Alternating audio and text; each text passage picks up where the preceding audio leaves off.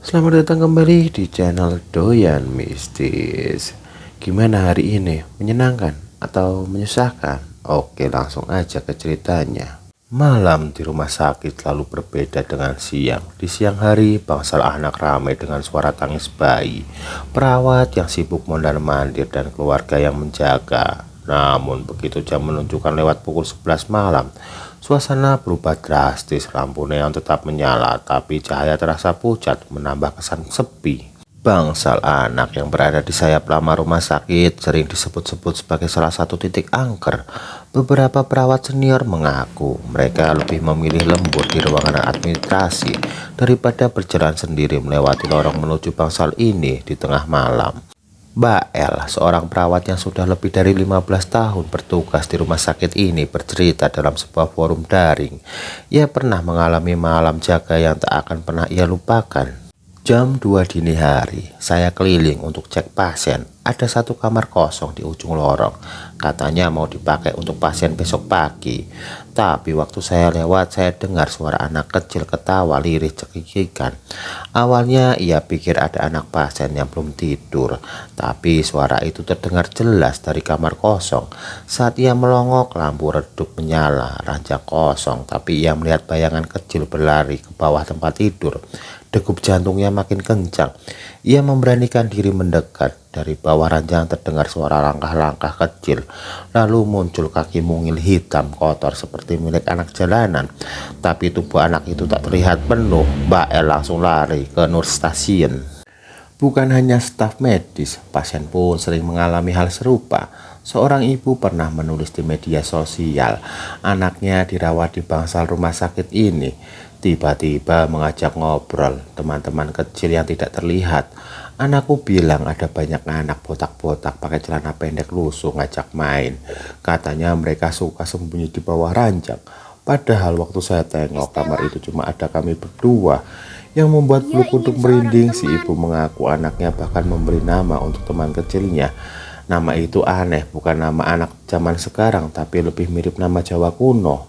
Cerita tentang anak-anak gaib ini makin lama makin sering muncul.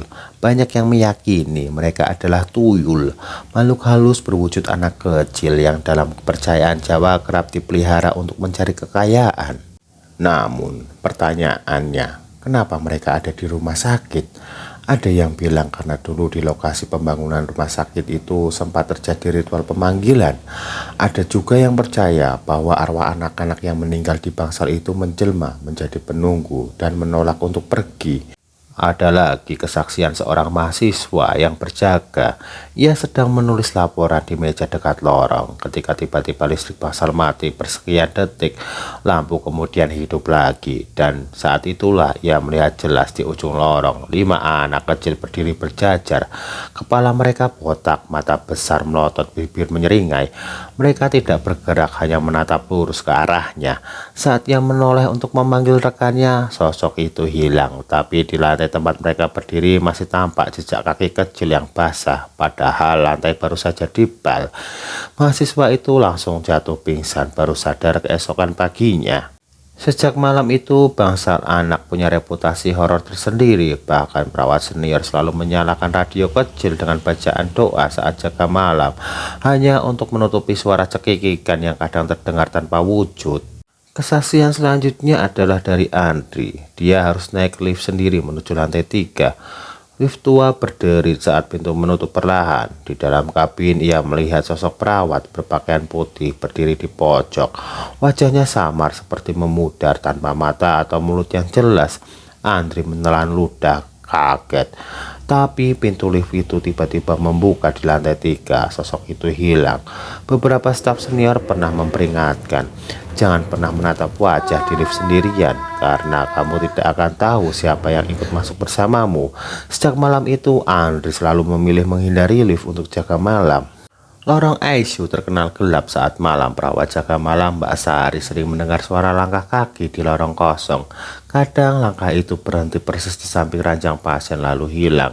Beberapa pasien juga mengaku melihat bayangan hitam tinggi berdiri menatap mereka saat mata terjaga.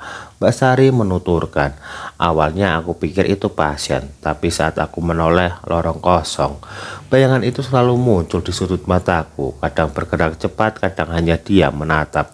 Staf lama percaya bayangan ini adalah penunggu ICU, sosok yang selalu mengawasi pasien dan staf malam hari. Gudang dan ruang jenazah di rumah sakit ini sering dihindari staf saat malam. Seorang melaporkan suara seperti orang memindahkan jenazah, bau cairan merah dan parfum lama kadang muncul, padahal ventilasi seharusnya tertutup. Seorang perawat bercerita, saat ia mengecek lemari jenazah, ia merasa ada tangan menempel di bahunya. Saat menoleh tidak ada siapa-siapa. Legenda ini dipercaya sebagai pengalaman nyata staf, diulang oleh generasi ke generasi. Ada lagi kisah perawat legendaris yang meninggal tragis sering muncul di bangsa lama. Pasien melaporkan ditemani sosok perawat cantik berpakaian putih. Beberapa pasien yang melihatnya mengaku merasa dikuatkan, tapi sebagian lain merasa tertekan dan ketakutan, terutama yang kondisinya kritis. Bagi staf, sosok ini dianggap sebagai arwah perawat yang menjaga pasien, tapi tetap menimbulkan aura horor tersendiri, terutama bagi karyawan baru. Ruang radiologi adalah pusat misteri malam. Mesin CT scan atau MRI sering terdengar bunyi sendiri, berdengung atau bergetar, padahal tidak ada yang menyalakan. Beberapa teknisi mendengar suara lirih perempuan minta tolong. Pasien yang menunggu giliran kadang melihat sosok putih pucat berjalan di lorong menuju ruang radiologi. Fenomena ini berulang dan viral di media sosial. Orang-orang yang menjaga malam selalu diminta tidak menyalakan mesin sendirian setelah tengah malam. Oke, mungkin gitu aja, singkat, padat, dan jelas. Karena yang like juga baru sedikit, yang subscribe boro-boro. Jangan lupa di subscribe. Sekian dari saya dan terima kasih.